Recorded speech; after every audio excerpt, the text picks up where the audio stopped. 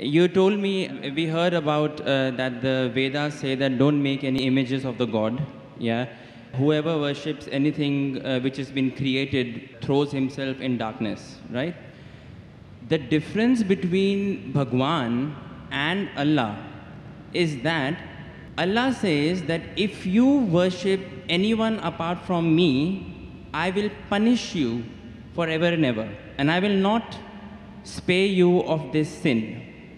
But nowhere in Hinduism's books would you see that Bhagwan is saying, okay, if you worship anything apart from me, you will be put in Narak, which is the Hindi word for hell, forever and ever.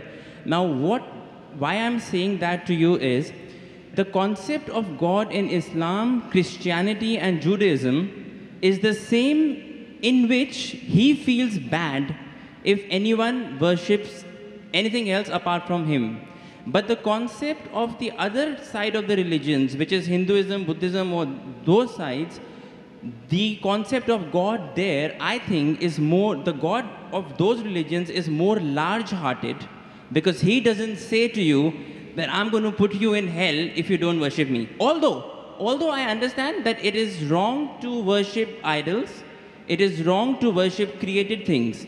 But I do feel that because that, I somehow feel that, you know, Kulhu Allahu Ahad, Allahu Samad, Lam Yalid wa Lam Yulad. Basically, God, there is nothing like him, right?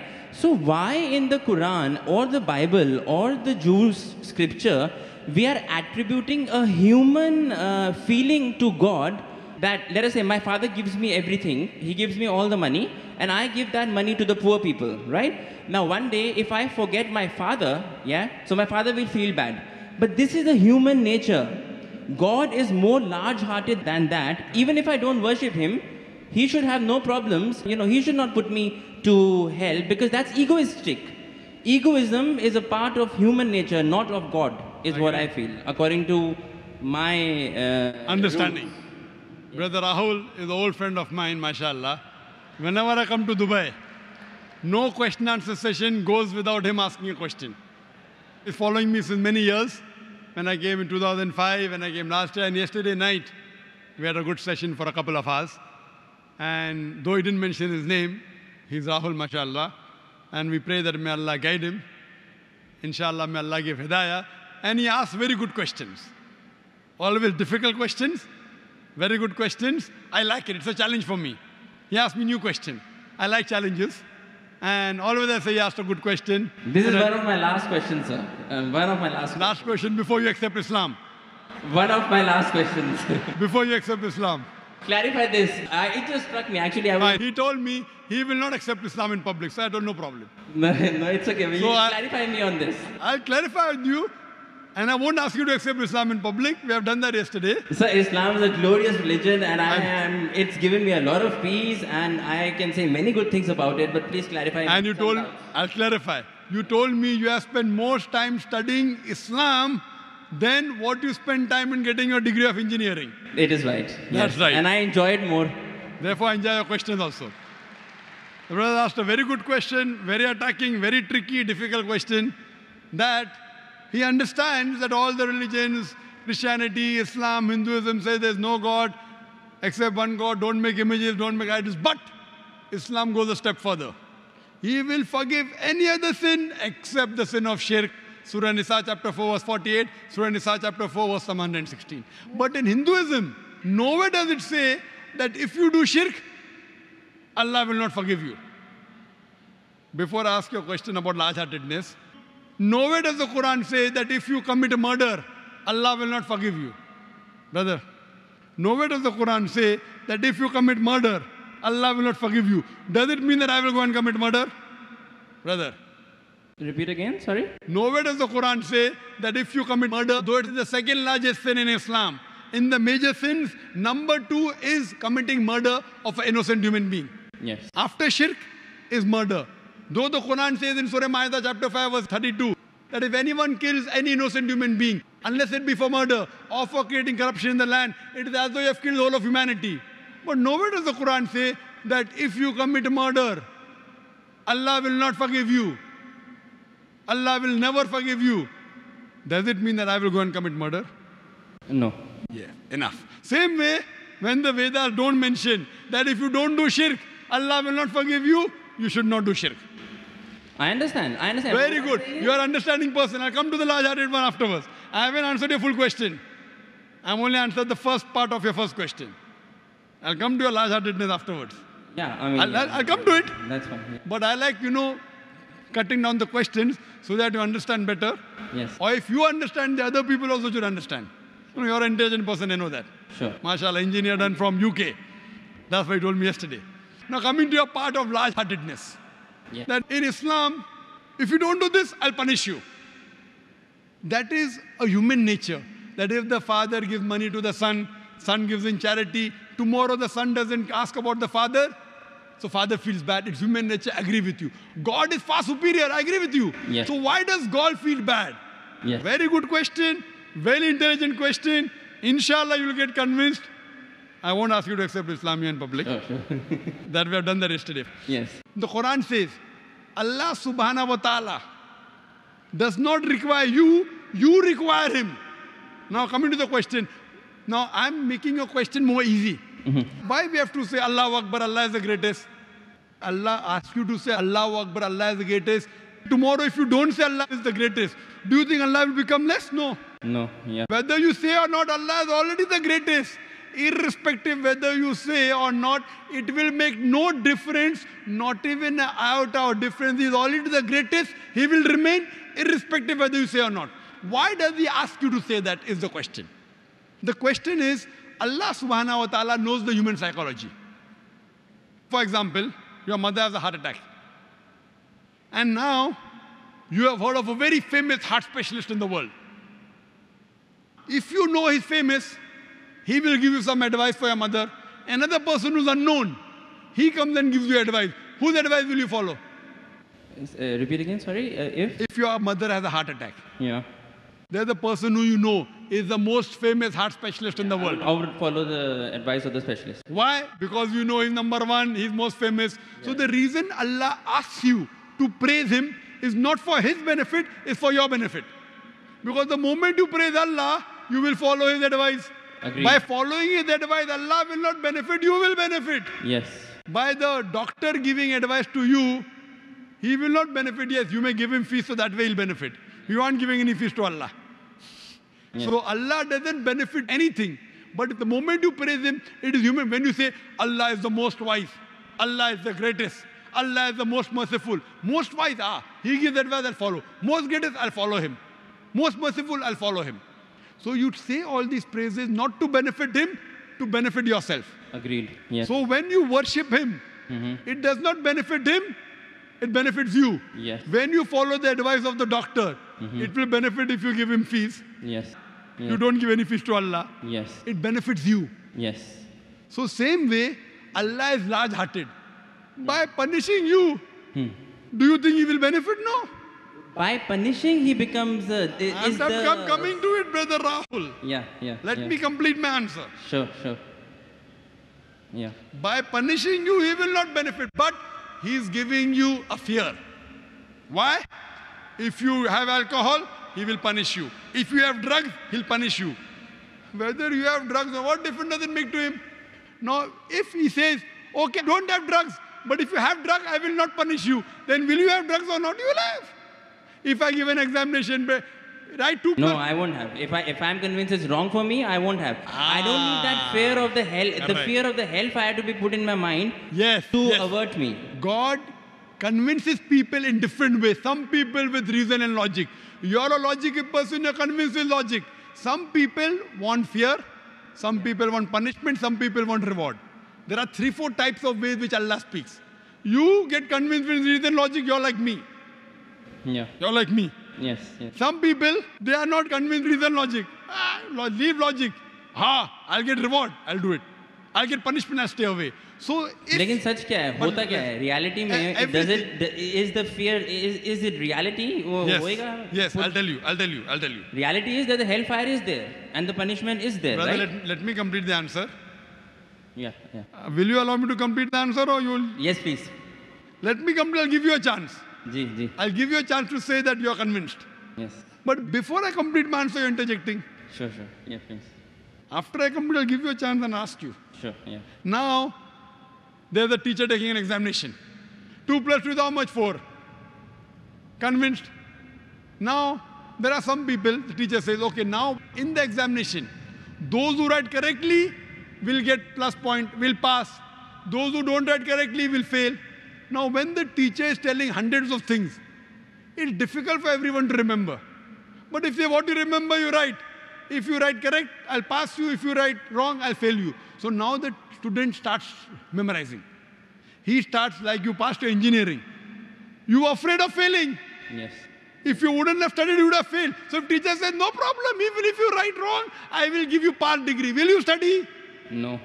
Though you're logical, Yeah. you understand Boyle's law, you understand trigonometry, you understand chemistry, but to remember, you have to stay awake. You have to slog. Teacher says, no problem, you understood? You write in the examination, right or wrong, 2 plus 2 is 3, I will pass you. Will you study? Well, it depends. I won't, but probably someone who is more sensible I'm would asking study you. to learn some knowledge. Correct. If the teacher says, now your aim is to get the degree, Yeah. once you understand, if you fail, you won't get the degree. Yeah. So here Almighty God speaks logically. Some people logically it doesn't make a difference whether hellfire is there or heaven is there. Other people, you do it, you get a reward. Like when you speak to your child, sometimes you speak logically, sometimes you say, I'll give you a chocolate. Yes. Sometimes, ek lafa marunga. Yeah. Yeah. I will yeah. give you one slap. Yeah. So this is what God knows the psychology of the human being. He's our creator. Sometimes logic, sometimes reasoning, sometimes reward, sometimes punishment. But once he says, he has to follow. He can't lie. Once he says, he has to follow. So he's trying to convince you, suppose your son. Yeah. Yeah. I know you're not married. Yeah. I know you're not married. Inshallah, one day when you get married. And if your son, Yes. and your son, inshallah, I'll marry a Muslim, inshallah. Yes. Inshallah. So your son, when you have a son, Yeah. 5 years old, he wants to jump from 10th floor. You say, my son, don't jump, you'll die. I want to jump. You will die. No problem, I want to jump. One slap you will give him, right or wrong? Yes. You will tell him, I'll slap you. Yes. Yet if he wants to jump, you will slap him. A Yes. father is cruel to be kind. Is your intention to hurt him? No. Your intention is to hurt him little so that he prevents from the bigger hurt. Yes. So here if he says, no, I'm only acting. Maybe for little time you will think, I'll punish you and you don't punish him. But if he wants to jump, you will not wait till he jumps. You will give him one tight slap. The same way God here, he tells you this is good, this is bad, this is reward, this is punishment. And once he says something, he's honest. In Islam, God is the most kind. He wants the human being to improve. The other God, okay, no problem. Even if you write wrong, I'll pass you. What kind of a teacher is this? Suppose tomorrow, there's a student studying with you. He writes wrong answers. You slog. You stay awake in the night. This person plays hooky, enjoys, writes everything wrong. And the teacher says, both get first class first. Will you be happy with the teacher? No. Why? You are a very unkind person. Very cruel. Unkind, not a good human being. I am wrong. Because you believe in justice. So besides God being kind and merciful, he's also just. Imagine someone rapes your sister, rapes your mother. God says, no problem. I'll forgive. On the day of judgment, won't you tell God, why did you not that's punish okay. No, that's okay. I'm talking about Wait, God wait. being egoistic on his own He is self. not egoistic at all. No, but he's saying It if you makes- do shirk, then I will put you in hellfire forever and ever. I'm not saying that he should not punish wrong deeds. But he is putting on his own self that if you associate partners with me, along with worshipping me, if you worship someone else, even then I will not forgive you. That's the right thing. That's Because egoism. If the doctor says, Yes. if suppose the heart specialist tells your mother, see, this is a good thing, have only this medicine, nothing else. Someone else says, okay, have this medicine also. So that heart specialist tells you, if you mix it with something else, the mother will die. So will you listen to somebody else or not? Will you listen or not? Heart specialist saying, don't have anything else except this sorbitrate. Keep it below your tongue. Yes. Now another doctor comes, I'm a very good doctor. You don't know him also. I will listen to heart specialist. Correct. Yes. Heart specialist specialized, but God is a bigger heart specialist. So heart specialist you want to follow. You don't want to follow your creator who's created your heart. What kind of no, sir, sir. Wait. Let me complete. Yes. Let me complete. Yes. So you, being logical, Yeah. when you want to follow the heart specialist, when the heart specialist tell you, don't listen to anyone else because they have told you the total truth, that heart specialist can be wrong because he's a human being.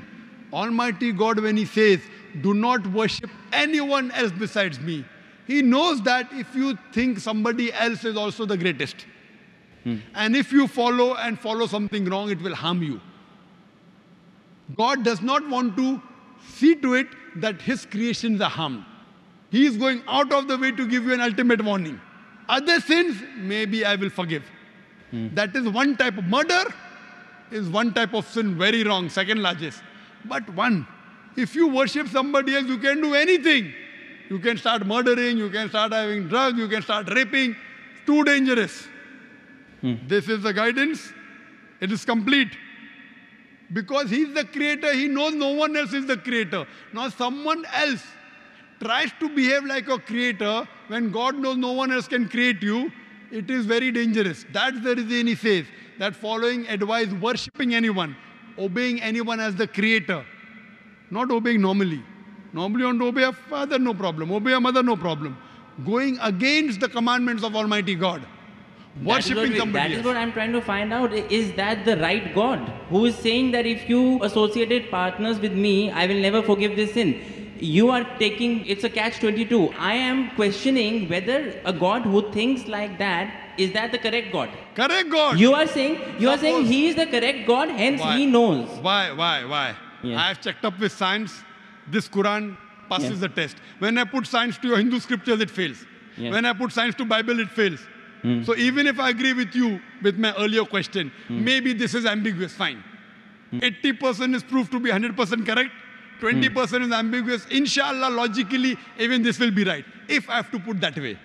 But the other way, if a doctor who's solid... Stronger argument would be that Stronger 100% argument, is correct. 100% 100% of it is proved that it is correct. If 20% ambiguous is I'll there... tell you one thing, brother. Your mind hasn't reached that level. My mind hasn't reached that level.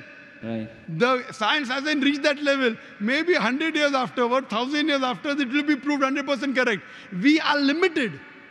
The problem is in you and me, not in the Quran.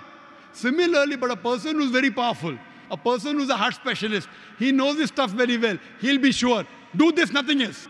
A person who's not sure, okay, have this medicine also, have that medicine also. So person who's cocksure of himself, like the Creator Almighty God, he will give this commandment. Now he's cocksure. You are not cocksure about him that he's the creator. Yes. Once you're cocksure, you'll follow. I'm cocksure that this is the word of Almighty God. You aren't. Yes. So once the research gets complete, Yes. you know very well that the other scriptures don't pass the test. Yes. I challenge you to get any scripture that you know of which is even close to the Quran. No, this is the strongest scripture that that's so, for sure. So when you know, Yeah. I can't ask you to accept because you know we spoke yesterday. Right, okay. But when you know it is the thing, then the ego is in you, not in Almighty God. The ego No, is I in don't have you. ego. I don't have ego. And I pray to I Almighty told you God. all the ones I have read, this is the strongest. I pray to Almighty God. You know, because I love you, Rahul. Yes, I love you too. I love you. That's the reason I pray to Almighty God to give hidayah. You don't have to proclaim. You asked me yesterday, do I have to proclaim? I said, no, you don't have to proclaim. Yeah. So I think that you are a person who submit your will to God, and may God guide you, and may you get a good submitting Muslim life partner. Thank you.